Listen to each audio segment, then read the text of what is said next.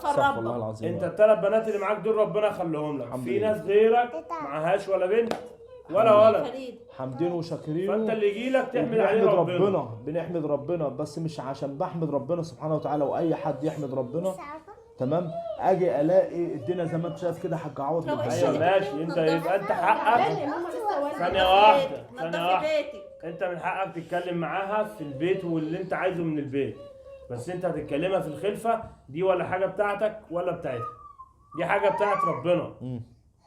دي حاجة بتاعت ربنا. يعني المطلوب يا عم عوض دلوقتي ان انا اجي من شغلي كده الاقي الدنيا زي ما انت شايف كده؟ لا. امال ايه يا عم لا، عوض؟ تيجي تلاقي الدنيا زي الفل وهي تلاقي لقمة تعمل لك لقمة. تمام. ده عم المطلوب. عوض صلى على النبي، انا اشتكيت لك كام مرة؟ كتير صح كده؟ تعالى يا كتير. بنت. هل انت حليت؟ طب ما انا بنكلمها اهو.